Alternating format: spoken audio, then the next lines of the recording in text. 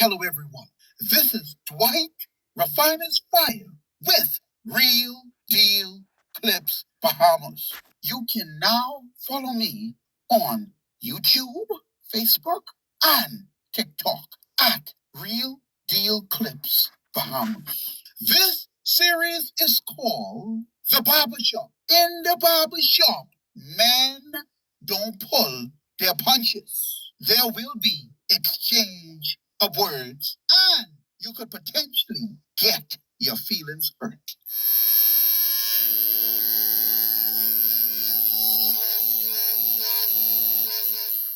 My fellow Bahamians, I am laying this on the record so that you could be well aware that Ricardo Thurston is a man that know how to read the tea leaves. Need I remind you that he was the one in the recorded history series, a 22-part series that exposed the corruption of Philip Brave Davis in reference to our sovereign wealth fund and carbon credit money when nobody else knew or had a clue of what was going on.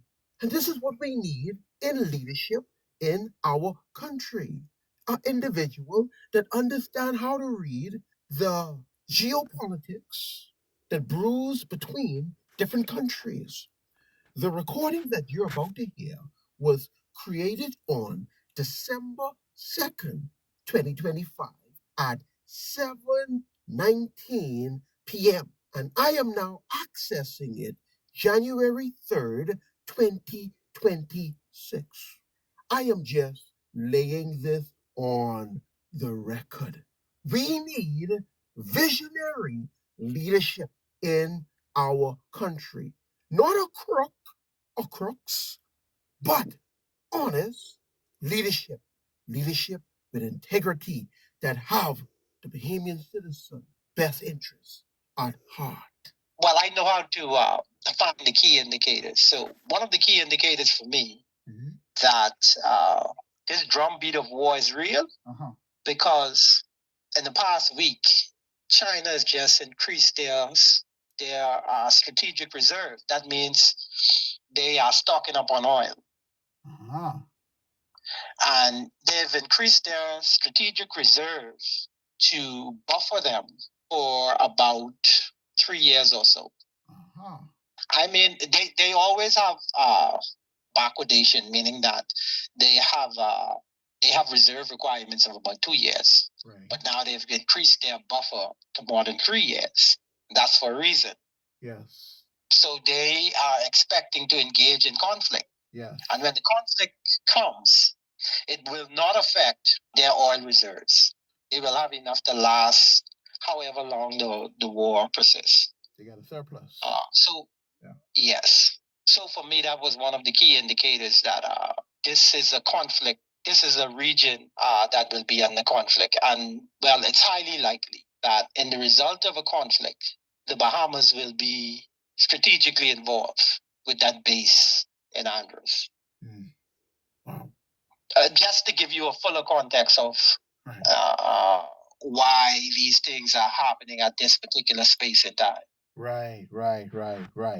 And we are ready to stage a second and much larger attack if we need to do so. So we were prepared to do a second wave if we needed to do so. We actually assumed that a second wave would be necessary, but now it's probably not. The first wave, if you'd like to call it that, the first attack was so successful, we probably don't have to do a second, but we're prepared to do a second wave, a much bigger wave, actually.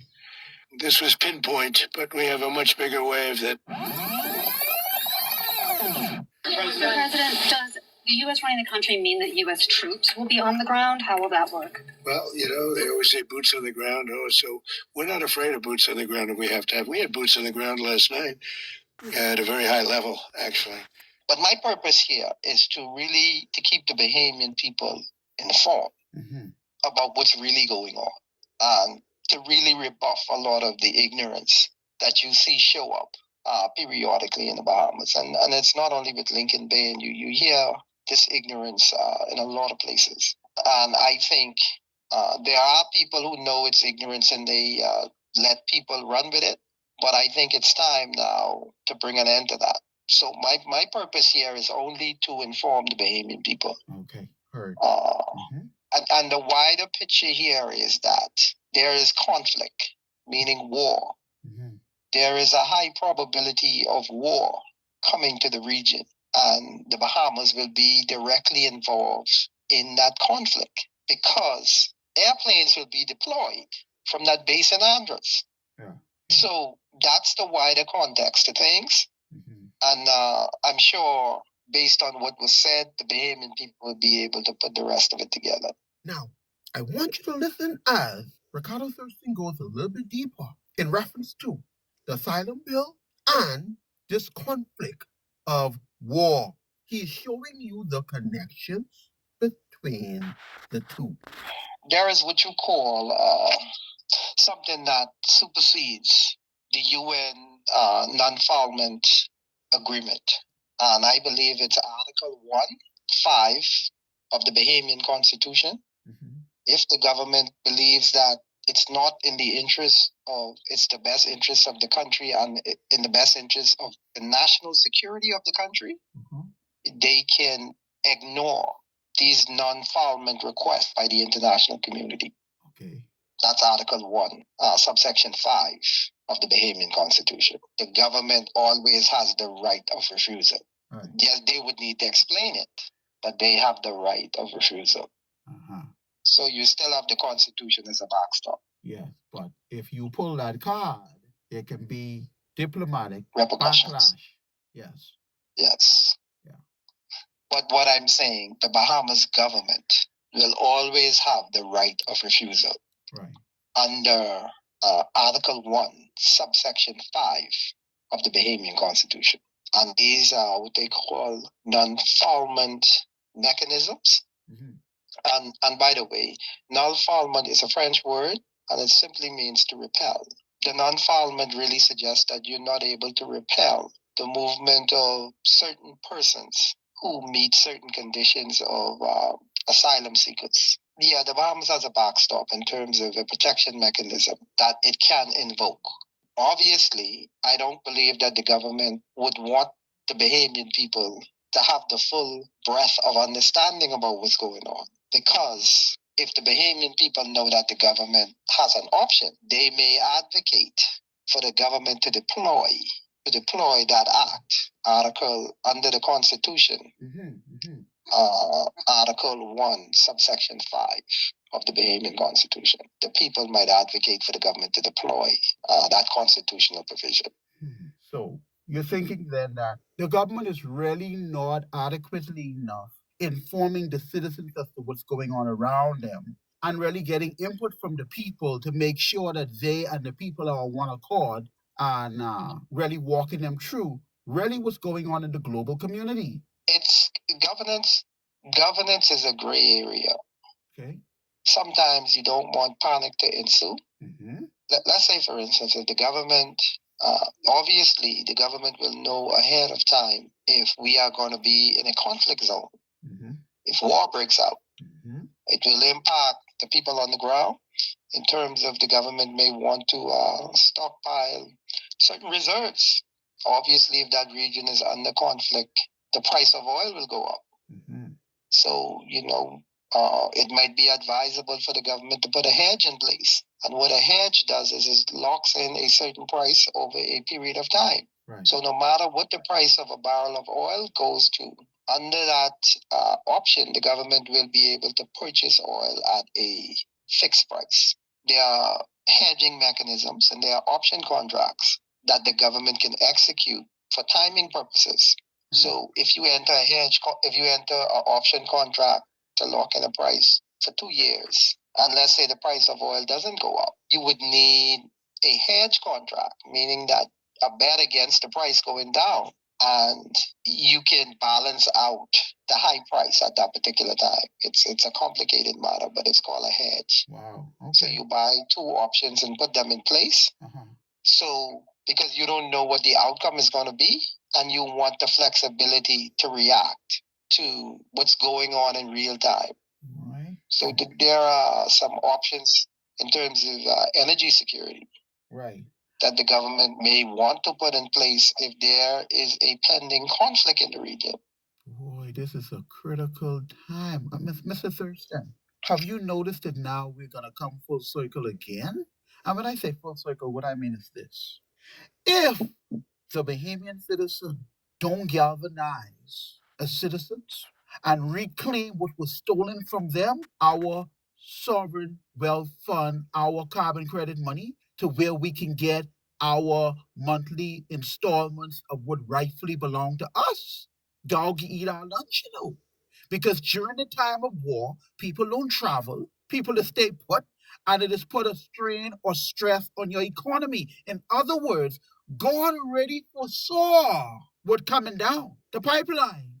And if we don't forsake these political altars and galvanize as Bahamian citizens and take what rightfully belongs to us, we might not make it to waves and the elements overcoming us. You think the people really understand why this legislation, we say that it is divinely inspired? Divinely inspired means that before the situation, the problem came about, God had already selected a solution.